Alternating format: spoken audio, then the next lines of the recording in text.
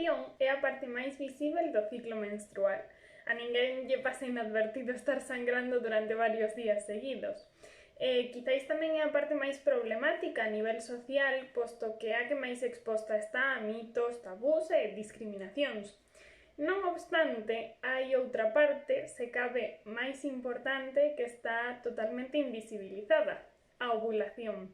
De feito, chamámolo ciclo menstrual e non ciclo ovulatorio, sabendo que sen ovulación non hai menstruación.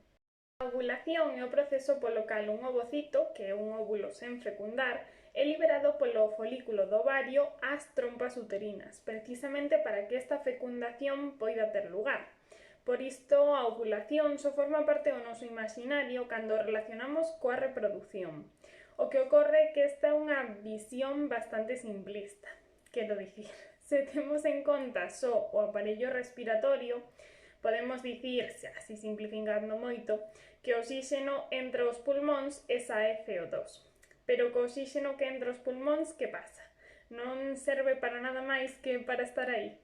O mesmo ocorre co noso aparello reproductor. Tendemos a separalo do noso corpo e só lle prestamos atención cando pensamos na maternidade. Pero este aparello non existe de forma independente no noso corpo.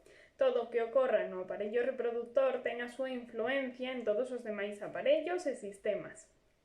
É certo que o ciclo como tal só existe cun fin reproductivo, non ten ningunha función purificadora do sangue nin nada parecido, simplemente é para reproducirnos. Pero, e aquí onde está o truco, o ciclo é unha engrenaxe extremadamente complexa e que require que todo funcione ben para producirse. E o corpo, precisamente, está preparado para que ocorra. Simplificando moito, o noso ciclo require unha alternancia, un equilibrio entre o estradiol e a progesterona. Ambas hormonas son necesarias na súa medida e a ovulación é a que marca o ritmo. É algo así como a barreira que divide as dúas fases, a fase folicular, onde o estradiol estará máis presente, e a fase lútea, onde será a progesterona que estea máis presente. Non hai un recuncho do noso corpo que non se vexa modificado nin física, nin mental ou anímicamente por estas hormonas.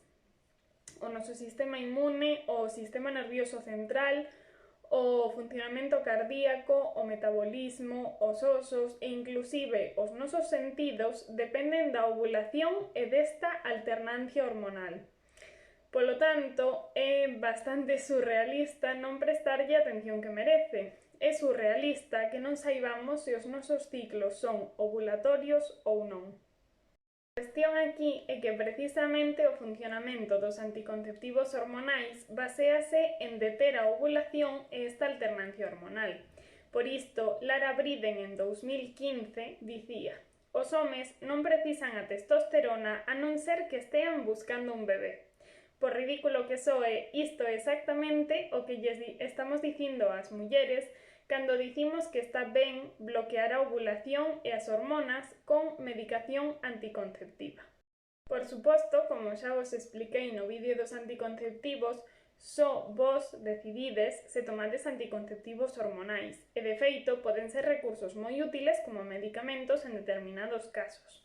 O que se critica, ou o que se debería de criticar, non é que decidamos utilizar hormonas, senón que esta decisión non estea baseada na información, porque é máis sinxelo utilizar a pílula como remedio para todo que informar, educar e diagnosticar debidamente. Como di Erika Irusta, poderíamos prescindir do noso equilibrio mental e emocional, da nosa saúde ósea, inmune e cardiovascular só para non quedar embarazadas. Poderíamos apagar o noso funcionamento de reloxo suízo só para evitar o condón. O debate non é se estamos a favor ou en contra da pílula. O debate reside dende onde se crea, con que fin e que consecuencias físicas, mentais e sociais leva consigo.